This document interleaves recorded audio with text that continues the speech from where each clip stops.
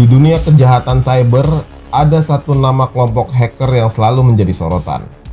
Mereka adalah Lazarus Group. Mereka bukan sekedar kelompok peretas biasa, melainkan mesin perang digital yang didukung oleh sebuah negara. Dan negara yang dituduh berada di belakangnya adalah Korea Utara. Dalam beberapa tahun terakhir, Lazarus telah melancarkan serangan demi serangan menargetkan institusi keuangan, perusahaan teknologi, hingga industri kripto dengan satu tujuan utama, mengisi pundi-pundi rezim Korea Utara. Bahkan Amerika dan sekutunya menuduh program yang dijalankan Lazarus Group ini digunakan untuk mendanai pengembangan militer dan nuklir negara tersebut.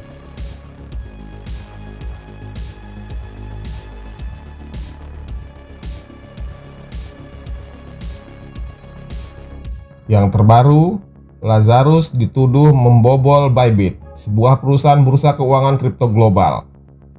Pada 21 Februari 2025, Bybit kehilangan lebih dari 1,5 miliar dolar Amerika atau setara 25 triliun rupiah hanya dalam semalam. Sebuah jumlah yang sangat luar biasa besar yang mencetak rekor baru dalam dunia kejahatan cyber. Serangan ini jelas bukan hasil kerja amatir, melainkan dengan perencanaan matang dengan pola yang semakin sulit dideteksi. Investigasi menunjukkan bahwa ini adalah aksi terbaru dari Lazarus, kelompok peretas yang selama lebih dari 1 dekade telah mencuri miliaran dolar dari berbagai sumber. Serangan terhadap Bybit dimulai dengan eksploitasi celah keamanan dalam sistem cold wallet mereka. Lazarus menggunakan teknik social engineering tingkat tinggi untuk menargetkan individu kunci dalam perusahaan. Lazarus mengelabui mereka agar tanpa sadar memberikan akses ke kredensial sensitif. Begitu mereka mendapatkan akses, para peretas langsung menyalurkan dana ke berbagai dompet kripto anonim sebelum memulai proses pencucian uang yang kompleks. Blockchain Analytic mengungkap bahwa dana curian segera dipindahkan melalui mixer seperti Tornado Gas untuk mengaburkan jejak transaksi. Setelah itu, mereka menggunakan strategi pemecahan dana ke dalam jumlah kecil yang kemudian dikirimkan ke berbagai bursa terdesentralisasi sebelum akhirnya ditarik dalam bentuk aset lain atau mata uang fiat. Kecepatan eksekusi dan kecanggihan taktik mereka membuat upaya pemulihan menjadi sangat sulit. Bybit langsung menyadari adanya transaksi mencurigakan dan menghentikan sementara layanan penarikan. Tetapi itu semua sudah terlambat. Sebagian besar dana telah lenyap.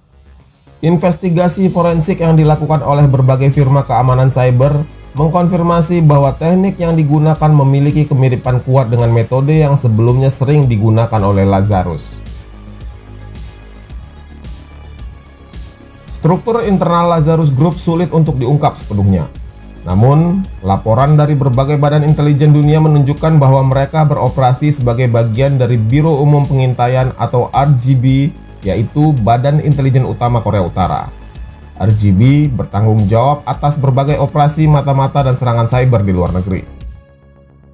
Salah satu sosok yang diyakini berperan penting dalam operasi Lazarus adalah Park Jin-hyuk, seorang peretas yang menjadi buronan FBI.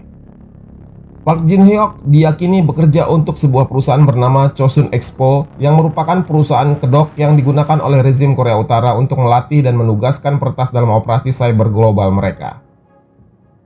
Park Jin-hyuk adalah nama yang paling sering dikaitkan dengan serangan cyber yang dilakukan oleh Lazarus Group.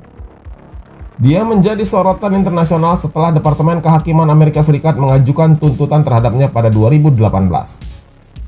Menurut laporan FBI, Park Jin-hyuk memiliki keterlibatan langsung dalam beberapa serangan besar. Lazarus Group pertama kali terdeteksi pada tahun 2009 dan sejak itu namanya kerap muncul dalam berbagai insiden besar. Salah satu yang paling terkenal adalah peretasan Sony Pictures pada 2014. Saat itu, mereka membocorkan ribuan dokumen internal dan menyebabkan kekacauan besar di industri hiburan. Serangan terhadap Sony Pictures ini adalah balasan atas film The Interview yang mengejek pemimpin Korea Utara, Kim Jong-un. The Interview adalah film komedi satir yang menampilkan skenario pembunuhan terhadap Kim Jong-un yang diproduksi oleh Sony Pictures. Pada 24 November 2014, karyawan Sony Pictures Entertainment dikejutkan oleh sesuatu yang tidak biasa. Saat mereka mencoba mengakses sistem komputer perusahaan, layar komputer mereka menampilkan sebuah pesan misterius dari kelompok yang menamakan diri mereka Guardian of Peace. Pesan tersebut berisi ancaman yang sangat jelas. Sony harus membatalkan perilisan film The Interview, atau mereka akan menghadapi konsekuensi yang serius. Ancaman itu hanyalah awal dari serangan cyber besar-besaran yang segera melumpuhkan Sony Pictures. Tak lama setelah pesan ancaman muncul, sistem internal Sony jatuh ke dalam kekacauan. Komputer, server email, dan jaringan komunikasi internal perusahaan tiba-tiba mati total. Sony tidak hanya kehilangan akses ke data mereka, tapi juga terputus dari seluruh sistem operasionalnya. Lebih dari 100 terabyte data internal Sony Pictures dicuri dan disebar ke internet. Gaji eksekutif Sony dan ribuan email pribadi antar karyawan beredar di internet, termasuk rencana bisnis perusahaan, termasuk juga proyek film yang akan dirilis. Kebocoran ini menyebabkan Sony kehilangan jutaan dolar dari pendapatan yang seharusnya mereka dapatkan melalui rilis resmi di bioskop. Diperkirakan Sony mengalami kerugian hingga 35 juta dolar, yang sebagian besar digunakan untuk meningkatkan keamanan sistem dan memulihkan operasi bisnis mereka. Selain itu, kepercayaan investor terhadap Sony ikut terguncang. Saham perusahaan mengalami penurunan signifikan karena banyak pihak yang mempertanyakan kemampuan Sony dalam melindungi aset digitalnya dari ancaman cyber. Lazarus sendiri tidak berhenti hanya dengan mencuri data mereka. Lazarus juga mengancam akan melakukan serangan teroris secara fisik terhadap bioskop yang berani menayangkan film The Interview. Ancaman ini cukup membuat jaringan bioskop besar di Amerika seperti AMC dan Regal membatalkan penayangan film tersebut. Sony yang berada di bawah tekanan akhirnya mengambil keputusan drastis. Mereka membatalkan perilisan bioskop secara luas dan hanya menayangkan film ini secara digital melalui Google Play dan YouTube Movie. Keputusan ini memicu perdebatan besar tentang kebebasan berekspresi dan sensor oleh kekuatan asing.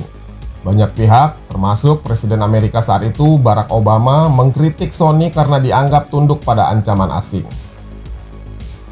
Kasus yang menimpa Sony ini baru permulaan. 2 tahun setelahnya, Lazarus beraksi kembali. Pada 2016, Lazarus melancarkan serangan terhadap Bank Sentral Bangladesh. Mereka berhasil menyusup ke sistem keuangan internasional SWIFT dan hampir mencuri 1 miliar dolar Amerika.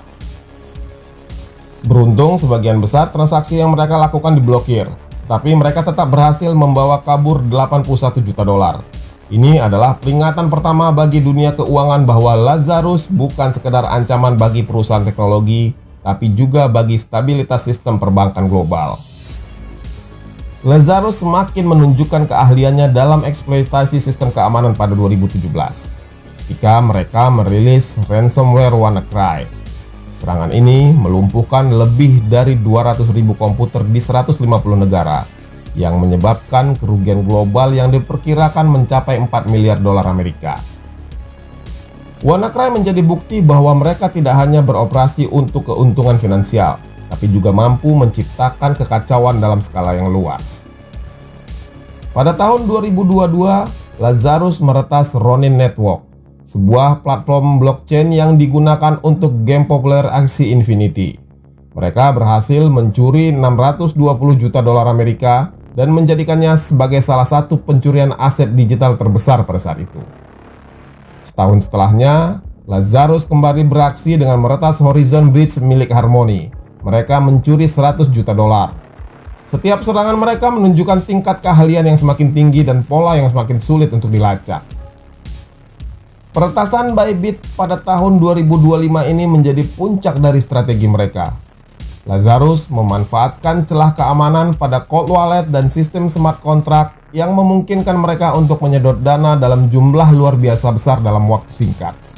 Serangan ini memperlihatkan bahwa bahkan perusahaan dengan sistem keamanan tertinggi pun masih memiliki titik lemah untuk bisa dieksploitasi. Metode yang digunakan Lazarus sangat beragam, mulai dari spear phishing, eksploitasi zero day, hingga social engineering. Mereka kerap menargetkan individu dalam perusahaan, memanipulasi mereka agar tanpa sadar memberikan akses ke sistem internal. Setelah mendapatkan akses, mereka bergerak cepat mengalirkan dana curian melalui berbagai blockchain untuk menghilangkan jejak. Namun, yang paling mengkhawatirkan adalah bagaimana hasil dari serangan ini digunakan. Laporan dari berbagai badan intelijen dunia menunjukkan bahwa dana yang diperoleh Lazarus sebagian besar dialihkan untuk mendanai pengembangan senjata dan militer Korea Utara.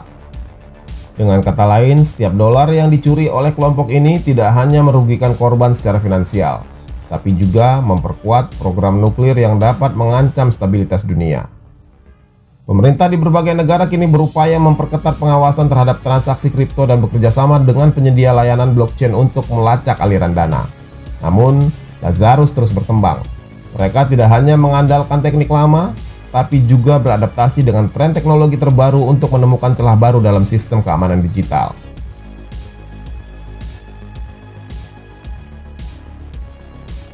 Korea Utara memang dikenal sebagai salah satu negara paling tertutup di dunia, dengan akses internet yang sangat terbatas bagi warganya.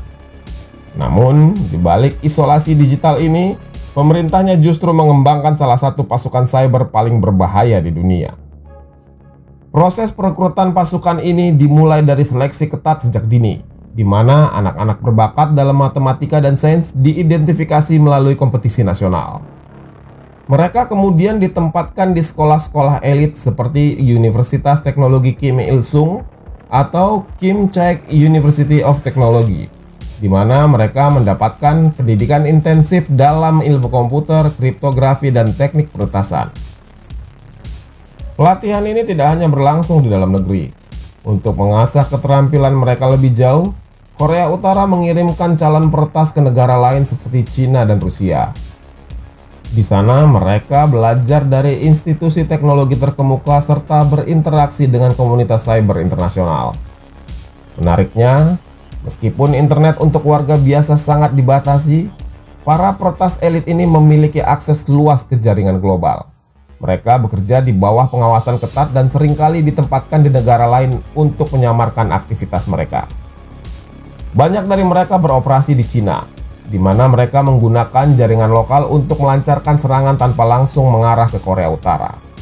Pemerintah Pyongyang juga membangun berbagai perusahaan cangkang yang nampaknya sah tapi sebenarnya digunakan sebagai kedok untuk mendanai operasi cyber mereka melalui kontrak teknologi atau outsourcing.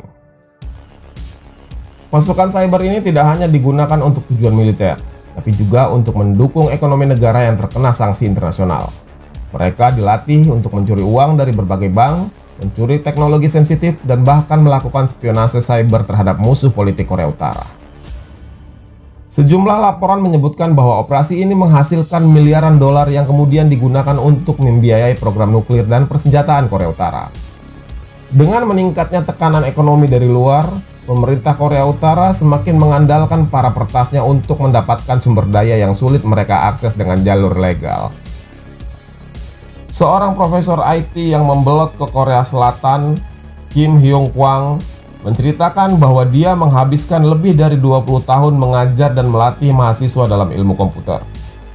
Sebagai seorang akademisi, Kim memiliki akses ke kurikulum pendidikan IT Korea Utara dan mengetahui bagaimana pemerintah secara sistematis merekrut dan melatih hacker elit. Sang profesor mengungkapkan bahwa banyak mahasiswa terbaik dari Universitas Teknologi di Korea Utara direkrut sejak usia muda dan dilatih secara intensif untuk menjadi bagian dari unit cyber militer negara, termasuk kelompok peretas terkenal seperti Lazarus Group. Dalam wawancaranya dengan media, Kim menyatakan bahwa pelatihan hacker di Korea Utara sangat ketat. Para mahasiswa terbaik dikirim ke Unit 121, divisi perang cyber milik militer Korea Utara. Mereka dilatih dalam berbagai teknik peretasan, termasuk serangan terhadap bank dan perusahaan teknologi global. Profesor Kim juga mengungkap bahwa pemerintah Korea Utara membatasi akses internet bagi warga biasa. Tetapi pemerintah menyediakan jaringan khusus bagi para hacker yang memungkinkan mereka mengakses target luar negeri. Menurutnya, Korea Utara menganggap perang cyber sebagai senjata utama mereka setara dengan senjata nuklir. Pemerintah Korea Utara secara konsisten menyangkal semua tuduhan yang mengaitkan mereka dengan Lazarus Group atau serangan cyber lainnya. Mereka menyebut tuduhan tersebut sebagai konspirasi politik yang dibuat oleh Amerika Serikat dan sekutunya untuk mencoreng nama baik negara mereka. Dalam kasus pencurian bank sentral Bangladesh dan serangan Sony Picture, perwakilan Korea Utara di PBB dengan tegas membantah keterlibatan mereka. Mereka bahkan menuduh Amerika sebagai dalang sebenarnya di balik serangan cyber global dan menggunakan isu ini sebagai alasan untuk menjatuhkan lebih banyak sanksi ekonomi terhadap Pyongyang. Meski demikian, banyak bukti forensik digital yang mengarah pada keterlibatan Korea Utara, seperti pola serangan, kode malware yang serupa dengan serangan sebelumnya, serta aliran dana hasil kejahatan yang sering berujung di institusi terkait pemerintahan Korea Utara. Selain itu, keberadaan individu seperti Park Jin Hyok juga menguatkan tuduhan itu.